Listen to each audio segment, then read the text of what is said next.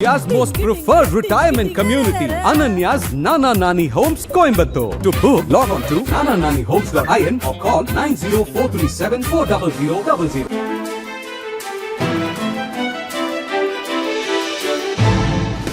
தட்டை, சீடை, முறுக்கு, ரிப்பன் போகடா, அதிரசம் என்ன வேணாலும் செய்யுங்க.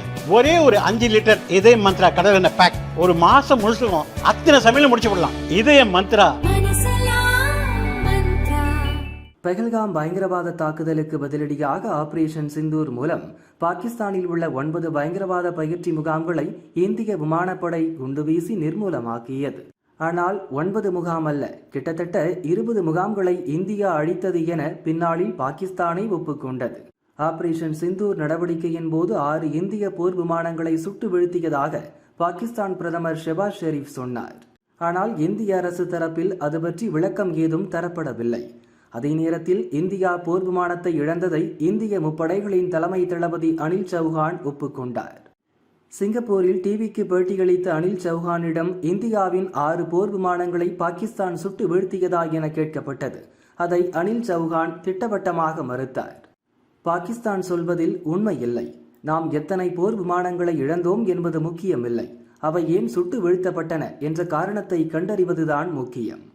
நம் தவறுகளை கண்டறிந்து அவற்றை சரி செய்து மறுபடியும் பாகிஸ்தான் மீது கடுமையான தாக்குதல் நடத்தினோம். முன்பை விட நீண்ட தூர இலக்குகளை துல்லியமாக தாக்கி பாகிஸ்தானை நிலையுலைய வைத்தோம் என முப்படைகளின் தலைமை தளபதி அனில் சௌஹான் கூறினார். இந்திய விமானப்படை போர் விமானத்தை இழந்ததை அனில் சௌஹான் ஒப்புக்கொண்டாலும் கூட எத்தனை போர் விமானம் என குறிப்பிட்டு சொல்ல மறுத்துவிட்டார். இந்நிலையில் இந்தோனேஷிய தலைநகர் ஜாகர்த்தாவில் நடந்த கருத்தரங்கில் இந்திய கடற்படை அதிகாரி கேப்டன் சிவகுமார் பேசும்போது ஆபரேஷன் சிந்தூர் நடவடிக்கையில் சில விமானங்களை இந்தியா இழந்தது என சொன்னார். விமானங்களை இந்திய விமானப்படை பறிகொடுத்தது ஏன் என்பதற்கான காரணத்தையும் கேப்டன் சிவகுமார் சொன்னார். பாகிஸ்தானின் இராணுவ தளங்கள் மற்றும் அவர்களது வான் பாதுகாப்பு கவச அமைப்புகளை தாக்க வேண்டாம் என நமது ஆட்சியாளர்கள் கூறினர். அதனால்தான் நாம் விமானங்களை இழக்க நேர்ந்தது என சிவகுமார் கூறினார். ஆரம்பத்தில் பின்னடைவை சந்தித்தாலும் அதன் பிறகு நாங்கள் எங்கள் போர் வியூகத்தை மாற்றிக்கொண்டு தாக்குதல் நடத்தினோம்.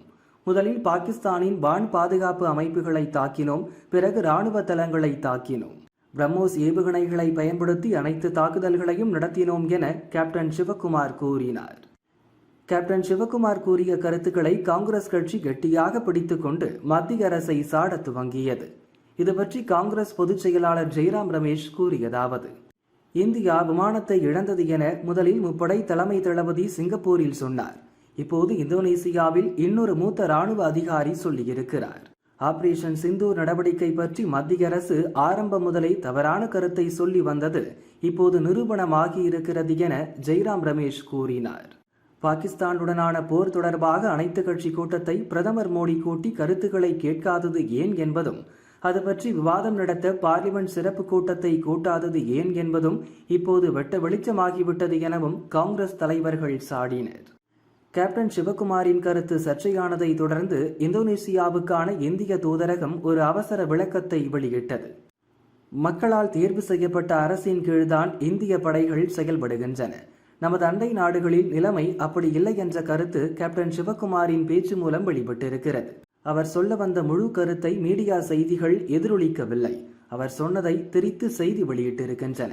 ஆபரேஷன் சிந்தூர் நடவடிக்கையின் நோக்கம் பாகிஸ்தானில் உள்ள பயங்கரவாத கட்டமைப்புகள் மீது தாக்குதல் நடத்தி அழிப்பதுதான். இரு நாடுகளிடையே நிலவும் பதற்றமான சூழலை மேலும் மோசமாக்குவது இந்திய இராணுவத்தின் எண்ணமில்லை என்ற கருத்தையே கேப்டன் சிவகுமார் பேச்சு எதிரொலித்தது என இந்திய தூதரகம் வெளியிட்ட விளக்க அறிக்கையில் கூறப்பட்டுள்ளது.